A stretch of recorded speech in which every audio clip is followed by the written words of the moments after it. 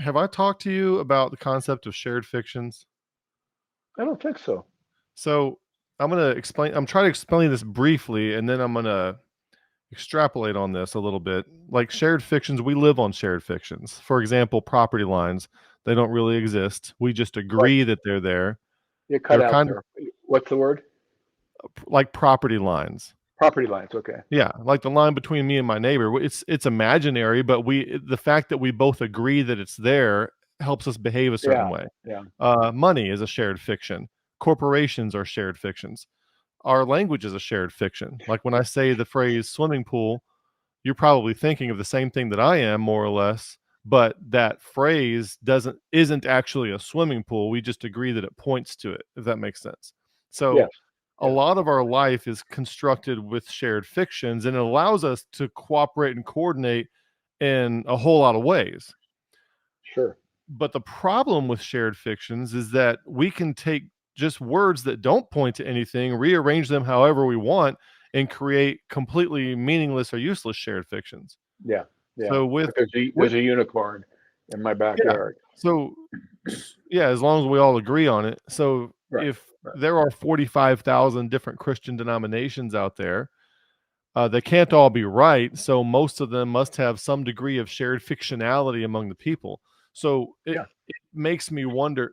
One of the things that I try to do when I'm talking to people and they're trying to get their life straight, I will advise them to start simple and small, like just feel the grass in your toes, feel the breeze on your skin, feel the raindrops hitting your skin, and just think about what you actually see and feel, and forget about all these things that you're supposed to believe for the sake of coordination or being part of a group or anything else, and start reconstructing your belief system or your view of the world from the ground up from there.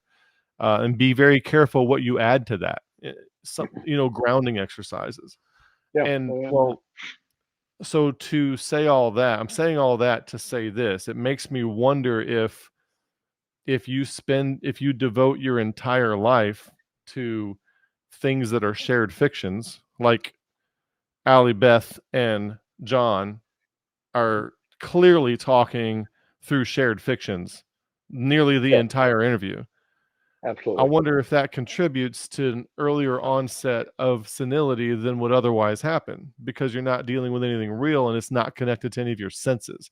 So you don't have any corroboration or convergence on what the world is telling you.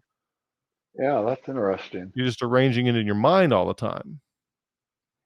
Yeah. It reminds me of the diminishing executive functioning that can happen in certain disorders, apart from dementia, even where you may rely on somebody else's executive functioning Mhm. to Mhm. to get by, and therefore you have to have a shared perspective for that to work. And cults are really probably good examples of that too. You end up sharing a delusion, but if everybody agrees it's real, then it is to them. Yeah, I think some Christian denominations and theology works or constructs are really no more valid than Dungeons and Dragons, like a really good Dungeons and Dragons game. Yeah, It's I wanna yeah. say thanks to Dan, by the way, for the super chat. We'll tell Th you about we'll tell you what Don't study your Bible, we'll tell you what it says, and you that is fall it in line. then. Right. Yeah, I mean it kind of is. That's why I was talking earlier about my difficulties with church, but yeah, we can get into a system of mutual delusional um, convenience or following or and I think we all have to be careful of that. We pick a church and now we're in some shared fiction with that church, and it may represent truth and it may not. Right. But I think there's something else to it too, though, Kevin. Now that I'm thinking about it, I think it's possible that many people want to have a shared delusion because it gives them a sense of belonging without having to define their own personhood first. Ah, So if I can just belong, if I can just be part of the club, then I don't have to have a mind. I don't have to. So there is kind of a shared.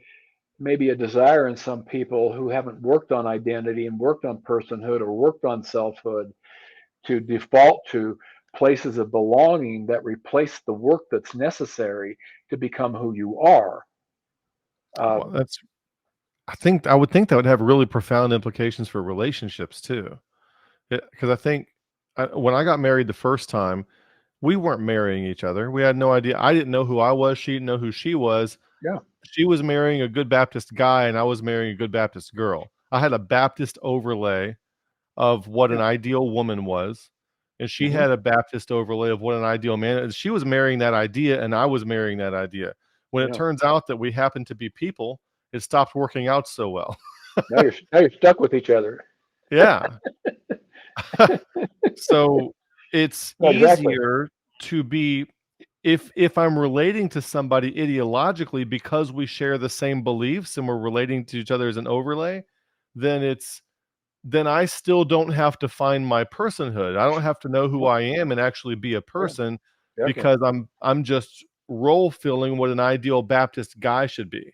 Yeah, you're And she's borrowing role from filling that what an that ideal Baptist girl and she never has to become, we stay Pinocchio the puppet. We never need to become a real boy right. No, because we can that's stay in the overlay. yeah, like Peter Pan syndrome or something like that. But that's really a good point. I mean, it's I hadn't thought about this shared construction of reality idea, but it's possible we're all looking for that. And Huh, uh, and again, we're all looking for a sense of belonging, a sense of mutuality. And if we're not careful, we step into a landmine of delusional thoughts and things that aren't really what we believe. When I hear people like Allie Beth Stuckey, this is how I see them, that they have stepped into um, another world. Um, this is Oscar Wilde. So he said, most people are other people. Their thoughts are someone else's opinions, their lives a mimicry, their passions a quotation. wow. Yeah, I think that's, Solzhenitsyn said that intellectual thought is non-imitative. yeah, no, I like that too. Yeah, It yeah. kind of goes with that to me. Yeah, no, it does. Because there is something about personhood. If you didn't have personhood, I wouldn't enjoy you. You wouldn't Yeah, enjoy me. And it doesn't yeah, mean we have to agree on everything. It just means that whatever we've come up with is a reflection of our personhood and where we're at in our growth, and we can hear each other and argue back and forth. We can do whatever we want right, because we have personhood. We're not threatened. You don't have to believe exactly what I believe, and I don't have to believe exactly what you believe, right, unless it right. comes to the gospel. When it comes to the gospel, then You're no there's longer a person. exactly, exactly.